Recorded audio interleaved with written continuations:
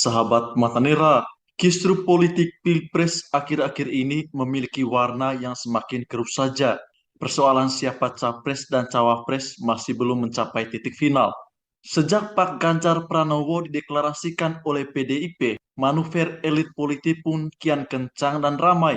Para ketua umum partai politik yang saat ini satu gerbong dengan koalisi pemerintahan Jokowi sepertinya rajin bersilaturahmi politik. Pasti ada agenda terkait pemilu atau Pilpres 2024. Dari tingkat elektabilitas, ada tiga tokoh yang selalu konsisten berada di peringkat tiga besar elektabilitas tertinggi capres. Ketiganya adalah Ganjar Pranowo, Prabowo Subianto, dan Anies Baswedan. Ketiga tokoh ini sudah dideklarasikan oleh beberapa partai politik. Pasca selesai Lebaran, Pak Ganjar dan Pak Prabowo menjadi capres yang selalu ramai dibicarakan netizen. Pak Prabowo gencar melakukan silaturahmi dengan tokoh-tokoh seniornya seperti Mahfud MD, Pak Wiranto, dan sosok berpengaruh lainnya. Sosok Ganjar juga tidak luput dari perbincangan publik dan netizen. Semenjak dideklarasikan oleh PDIP, Pak Ganjar mendapat banyak dukungan dari beberapa partai politik. Sebut saja ada P3, Hanura, dan PSI. Belakangan santer juga isu PAN akan mendeklarasikan Pak Ganjar. Menarik dan memantik perhatian publik, Partai Buruh dan Organisasi Buruh Indonesia pada Hari Buruh turut menyatakan dukungan resmi kepada Pak Ganjar Pranowo. Prabowo dan Ganjar tampak sering di-endorse oleh Pak Jokowi dan netizen. Beberapa hari setelah dideklarasikan oleh PDIP, netizen ramai-ramai mewacanakan duet Ganjar Prabowo atau Prabowo Ganjar. Keduanya dipandang sebagai sosok yang layak menjadi penerus Jokowi. Berbeda dengan Ganjar dan Prabowo, sosok yang pantas juga dibicarakan adalah Pak Anies Baswedan dari Koalisi Perubahan. Kita tahu, satu tahun terakhir ini Pak Anies bersama Partai Nasdem gencar bersafari politik keliling Indonesia. Pak Anies sendiri sudah dideklarasikan oleh Partai Nasdem, PKS, dan Demokrat dengan nama Koalisi Perubahan. Namun, ada hal menarik dan bahkan luput dari perhatian publik. Pasca Lebaran, Koalisi Perubahan tampaknya cukup lamban melakukan pergerakan politik. Tidak segencar Partai Gerindra, PDIP, Golkar, PKB, dan P3. Bisa jadi mereka bergerak secara diam-diam tanpa dipublikasikan. Pada sisi yang lain, Pak Anies juga sepertinya sudah tidak sering lagi melakukan safari politik. Bila kita telusuri dan dalami secara intens, diskusi publik dan netizen Indonesia beberapa hari terakhir beralih dari soal isu cawapres Ganjar dan Prabowo.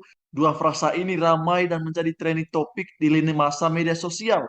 Frasa petugas partai diarahkan serentak diasosiasikan kepada Pak Ganjar Pranowo. Memang sih pada saat dideklarasikan oleh PDIP, Ibu Megawati sempat menegaskan bahwa Pak Ganjar adalah kader PDIP yang ditingkatkan penugasannya sebagai calon presiden dalam Pilpres 2024. Netizen dan para buzzer yang berseberangan dengan PDIP dan Pak Ganjar ramai-ramai menyudutkan Pak Ganjar sebagai petugas partai, seolah-olah istilah petugas partai adalah frasa yang haram dan dosa.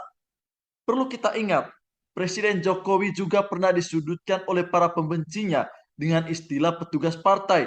Tetapi meskipun demikian, beliau dalam pemilu 2014 dan 2019 meraih kemenangan. PDIP juga meraih suara terbanyak dan menjadi partai pemilik jumlah tertinggi kursi di parlemen.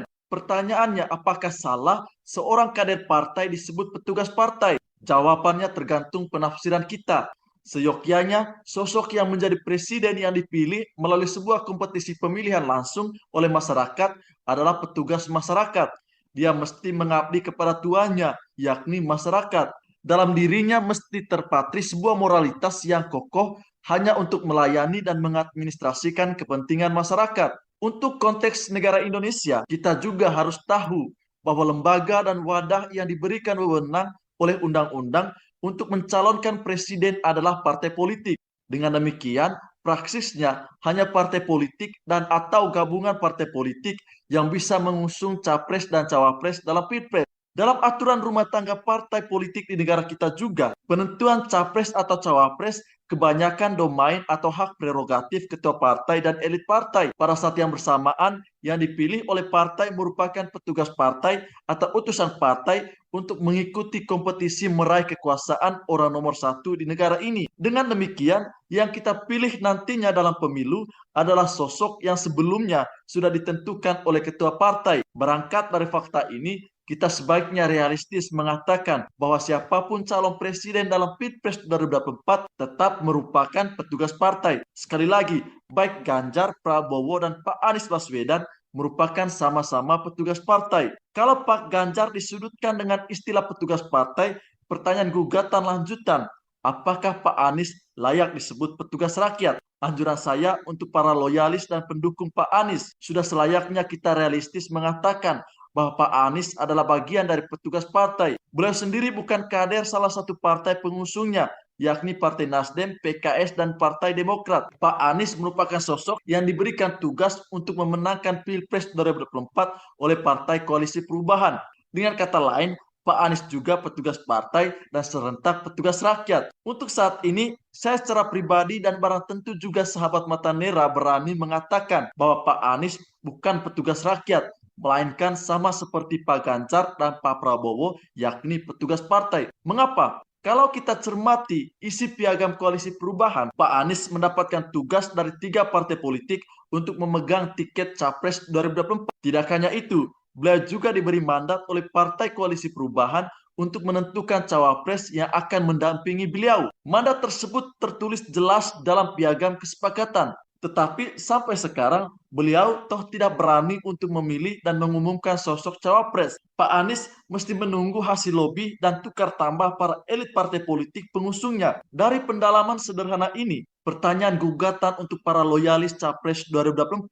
Apakah kita masih percaya diri mengiklankan capres idaman kita sebagai petugas rakyat? Kalau berani jujur, Pak Anies dan capres lainnya sama-sama merupakan petugas partai. Petugas partai dalam artian mereka mengikuti kontestasi Pilpres dengan memperjuangkan visi misi partai politik pengusung untuk sebesar-besarnya kepentingan masyarakat dan negara Indonesia. Menuju kontestasi Pilpres 2024, kita mesti meninggalkan isu dan kisru soal frasa-frasa petugas partai atau petugas rakyat. Tidak ada masalah dan tidak ada nilai yang substansial dengan frasa seperti itu. Toh, ketika Pak Ganjar, Pak Prabowo, ataupun Pak Anies nantinya menjadi presiden terpilih, kekuasaan mereka sebesar dan sepenuhnya untuk mengadministrasikan kesejahteraan masyarakat. Kalaupun mereka melenceng, kita sebagai masyarakat politik memiliki hak untuk mengoreksi kebijakan mereka, fokus pada gagasan yang masuk akal dan program kerja yang pro rakyat.